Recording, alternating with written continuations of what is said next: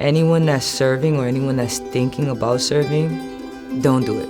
If a recruiter sat there told you, just understand that if you join, you might get deployed. You might have physical damages. You might have mental health issues. But hey, do you still want to join? No one's gonna join. But if they don't tell you any of the ugly and they make it sound so appealing, you'll be like, sure. My name is Jamie Santiago. I served in the United States Army from 2005 to 2009. I was stationed in Hawaii in Schofield Barracks and then was deployed to Baghdad, Iraq from 08 to 09. I was recruited between my junior and senior year. My reason for joining wasn't anything patriotic. I was literally just pretty much a product of my environment. I was born in the South Bronx.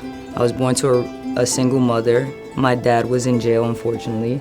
So I had to find options to get out. And my way of getting out was, unfortunately, I was getting into a lot of problems, so I joined the military, especially inner city schools, urban areas where your only way out is either to get a scholarship or join the military. So when someone's offering you free schooling, it looks extremely appealing. We went into just the regular, they use women as shield.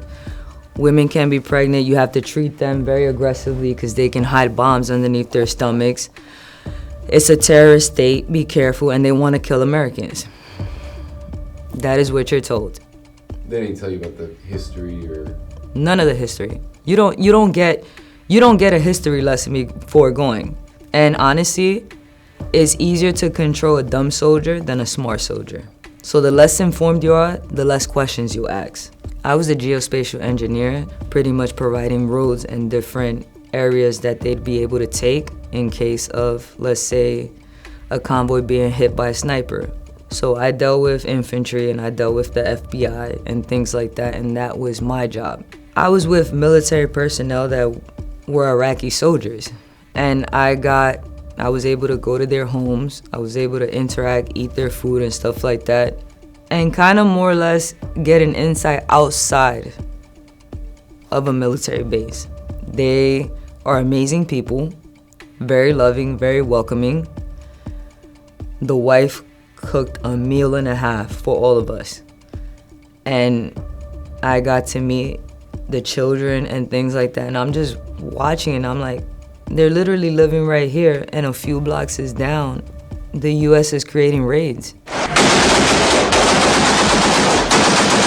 Iraq formed no actual real threat to us.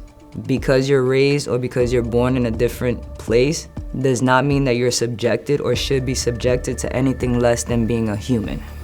Especially when you're sitting there saying that you're fighting for freedom and you're oppressing everyone else while you're using the term freedom. It's a lie. It's a blatant fucking lie. A friend of mine ended up getting killed back home, and I was trying to get back home, and they just didn't care. And once I got out, I struggled. I didn't know what to do. I didn't know what resources to reach. I was angry. I resented everything. I had no plan. I was to a point where I wanted to kill myself. I thought about it constantly and just felt like it would be so much easier for me not to be here. And I'm just grateful that I've met a great support system of veterans that also are on board with what the new mission is, which in actuality is just to be more vocal and talk and speak. Anyone that's serving or anyone that's thinking about serving, don't do it. If a recruiter sat there told you all the stuff, just understand that if you join, you might get deployed. You might have physical damages. You might have mental health issues. You might have this, and the third. But hey, do you still want to join?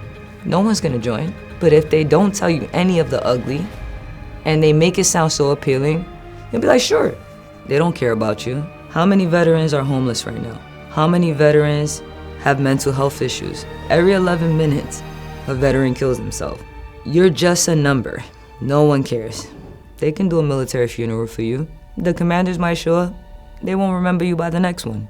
They're just there to sit there and say, I showed up. What do you think, like a mass movement of conscious soldiers, veterans, how do you think that could affect the military it'll dismantle. It's almost like a Jenga piece. If you pull enough pieces out in the right angles, what happens? It'll fall. You just need the right components to make it fall. If having a target on my back is because I'm speaking up, then let there be millions of targets on my back. Us protesting makes them feel as though they're losing control. And that's when you see them want to choke a little harder, because they want to try to kill the spirit of the whole movement. We're all soldiers. We just have different wars. That's it.